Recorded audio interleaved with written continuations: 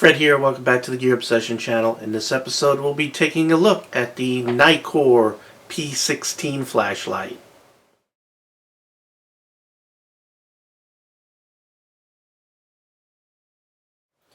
GearBest was kind enough to send me this flashlight. It's being listed on their website for $69.95 with free shipping.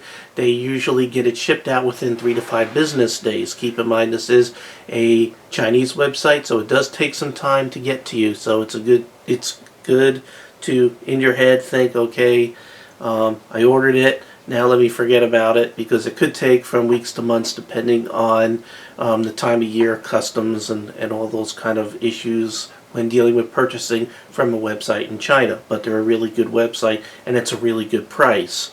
Now this flashlight is jam-packed with just about every feature you could squeeze into a flashlight, and it puts out 960 lumens. This is really pretty impressive, so we do really need to take a close look.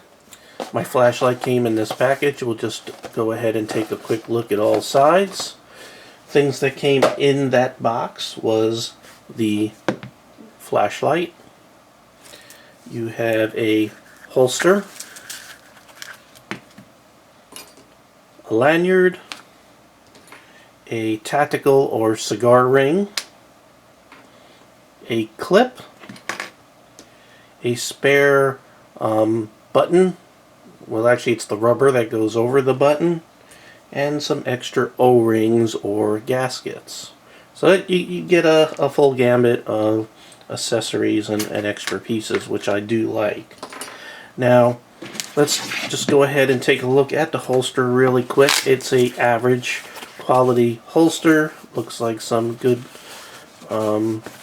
nylon here where it needs to go around your belt, where you could either slide your belt in here or your utility belt in there, or you can put have your smaller belt here and velcro this so you can put it on without taking your belt off. You have a little ring there for attachment. It's velcro. Never been a big fan of velcro. There's a hole in the bottom, so when you do put your flashlight in this, it does extend out the bottom of the holster. So that's what it looks like. So average quality. Also, I do like the little tab here, a little extra thing right there. Now the flashlight does not come with the batteries. The batteries that can be used in this is either an 18650, which is what I'll be using in this demonstration, or you could use two CR123s. This flashlight does feature the CREE XM-L2 T6 LED, which you can see right there. Have a nice smooth deep reflector, and you have a nice crown impact type tactical bezel, which you can unscrew. And we want to make sure that's tight so we could maintain watertight abilities here, especially when we go ahead and test it. Going down the flashlight, you can see it has some fins to dissipate heat. You have a mode select button right here as we go down. Then you have the barrel of the flashlight, which can be unscrewed, which I'll go ahead and do that and show you that. You can see here the contact is sort of springy, and you can see it's sort of made so you have a reverse polarity protection kind of deal going on there, the way that contact is and the way it's in there. Then you have the barrel of the flashlight. You have some nice threads right there, already greased, just standard threads, doesn't look like anything special with the O-ring. And on the back, again, same thing. You have threads, O-ring, and then you have your tail cap with the clicky, and this can do a tail stand because it has that U shape right here. So the next thing I'm going to go ahead and do is put on the clip, so you can see what that looks like right there, which is nice because it does keep it from rolling. If you didn't have that clip, it could roll pretty easily. I'm also going to go ahead and put on the tactical ring so you can see how that looks. I do like that you can put on and remove the ring without having to take off the gasket. That is a problem with some other flashlights. So we'll go ahead and pop that on there. So what this will do is assist you with certain types of holds when you're holding the flashlight. Now, one thing I do recommend is that you sort of situate your clip to coincide in some way with this mode switch, because this mode switch right here doesn't really stick out too far, and if you have gloves on, you're really not going to be able to feel it. So when you're switching modes, it's very difficult to feel that in the dark and find it in the dark. But if you align it with your clip, then in the dark you can sort of find that mode switch. Tail cap switch is not difficult to find at all. You just look for the back of the flashlight. We'll go ahead and put the battery in there, and put the positive in first. Again, there is reverse polarity protection, so no problem there. One other thing I failed to note while looking down, that smooth reflector, as you can see, it has a smooth deep reflector, should be a very good thrower. The glass over here, it's mineral glass. It has anti-reflective coating on there, which is really nice. This flashlight is impact resistant to 5 feet, so let's go ahead and test that. Whoops, I'm dropping it about 3 feet, and it still works for that. It's also waterproof resistant. This is waterproof, to be submerged to as deep as 6.5 feet in accordance with the IPX8 standard. Now, this clip that I popped on here is a stainless steel titanium plated 2-way clip, so we could go ahead and put it on this way, or you could take it off and turn it around and pop it on that way. So whichever you prefer. I would tend to like it pointing down if I did put it in my pocket, but I would carry this around in a holster. This is kind of too big, for at least for me, for everyday carry, but if you are let's say a law enforcement officer or a fireman or some other type of person that would have a utility belt of some sort, and I would consider it every day for you to carry it around in like a tactical pouch just like that. But this really is a good all-purpose flashlight, although it has all the features that I would classify it as a tactical flashlight. So one other thing I just want to demonstrate, just to show you it can do it, is it can do the tail stand with no problem. So next thing I'd like to do is go ahead and go over the operation of this flashlight. What you do is you use the tail cap to clicky on, clicky off, just like that. It's a normal one, not a reverse clicky, just a normal regular forward clicky. Because you see how I could also have the momentary as I'm starting to press down, and then it clicks. A reverse clicky, you wouldn't have that momentary, and it would click and come on, and you wouldn't have the momentary in most cases. It's debatable if you look in the in some of the forums, but that's the way I classify them as. So anyway, on, off, and momentary. And then you have your mode switch. Your mode switch is up here. So that's the way you would switch between the modes. So you would go from the Firefly mode to low, medium, high, and then back to low. Now there is some other features. There's actually 3 more type of modes that you could get into by pressing and holding that mode switch. So if I press and hold it, it goes into a strobe mode, and that's at its brightest. It automatically is at its brightest setting in strobe. Press and hold it again, and it goes into a SOS mode, as you can see there. And then you press and hold it again, and it goes into a beacon mode. So let's say you're on the side of the road, and you want to warn people that you're on the side of the road and not to hit you. This could be a good like a little warning strobe of some sort, as you can see there. Now if you just click it, it goes back into the regular modes: low, medium, high. Low is where I left it. When you click and hold the button, it always comes back to strobe. So that's the operation of your Nitecore flashlight. Now, this flashlight does have memory, so whatever you left it in, it will remember, including the strobe mode. So let's say I have this in strobe mode by pressing and holding it. If I turn it off, then if I hit that tail cap again, it will come back in strobe. Even if, just to show you, I'm going to go ahead and bump it up to the SOS mode. Now if I turn that off, if I turn it back on, it will just go back to the low mode. So it remembers the strobe mode, and then it remembers the low, medium, and high mode, but it's not going to remember the SOS mode or the beacon mode. Let's go ahead and go through the amount of power this thing could put out. This is the Firefly mode. It's 1 lumen. It'll run for 21.5 days. Pretty impressive. And this is definitely more than enough to read at night in a very dark room or look around at night inside your car, because anything brighter will just white out everything and you can't see anything, and then you would lose your night vision. So really good mode to have. Really, you know, I would like all flashlights to actually have something like that. Next is the low mode. This is 65 lumens right there, and it will run for 26 hours. And I also just want to demonstrate another nice feature of this Crown tactical impact type of bezel is when it's sitting down, if you were to leave it on, you can see that you left your flashlight on. So it's a nice little, your flashlight's on indicator. Next mode is the medium mode. Medium mode is 230 lumens at 5.5 hours of runtime.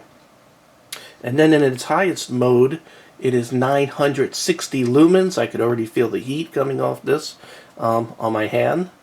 And it will run for an hour and 3/4.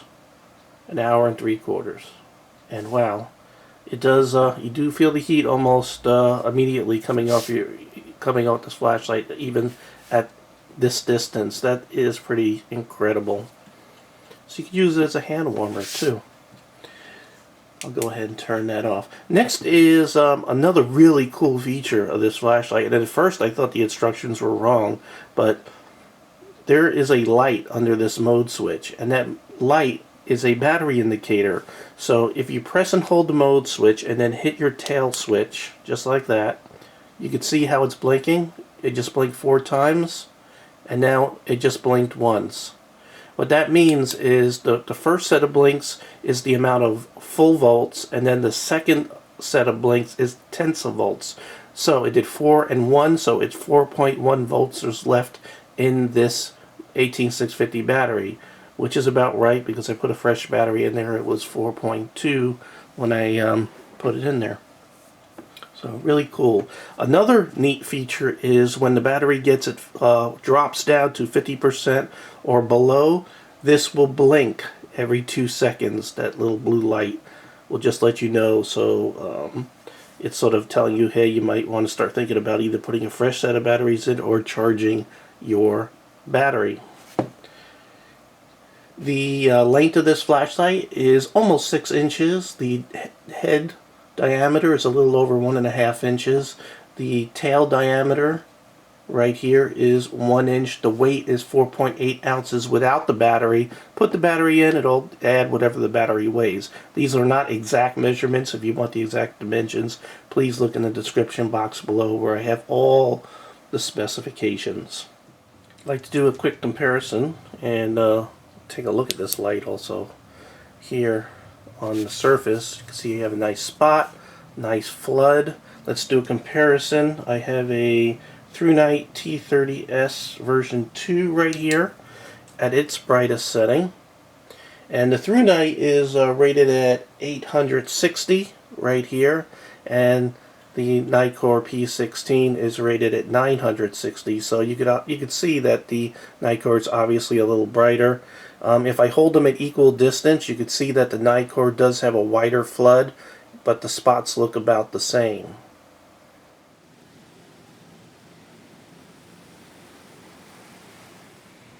What you're looking at is the fence line here at my backyard. At its closest, this fence line here is about 20 yards. And out in this corner right out here, almost 25 yards. Trees back here 30 yards. And then in this area back here, you'll see trees eventually when I get this flashlight downrange at about 50 yards. So I'm going to go ahead and hit the lights, and we're going to start up the P16 in the Firefly mode. And you can see there's nothing to see. If I bring my hand up right here, you can definitely see that. So this mode is definitely good for, you know, inside your car, reading at night, reading discreetly next to someone else you don't want to wake up, things like that. Next is the low mode, which is 65 lumen, and you can see clearly at 25 yards, 30 yards, and even almost 50 yards. This is incredible that a low mode is considered 65 lumens. I remember that when that was considered high on flashlights. Alright, next we're going to bump it up to 230. At 230, that flood is very distinct out here. You can see, I'm going to go ahead and put the spot right there on the corner, and you can see how the flood is like way out to here, and on the other side way out to here. I'm going to bring it down so you can see that flood come up. And of course you're easily going to see out there, way out there, beyond anything 50 yards and more. Alright, so the next thing I'm going to do is pump this up to the maximum, which is 960 lumens. Hopefully this won't set my yard on fire. Just kidding. It's amazing how you can see that beam like a laser, that spot.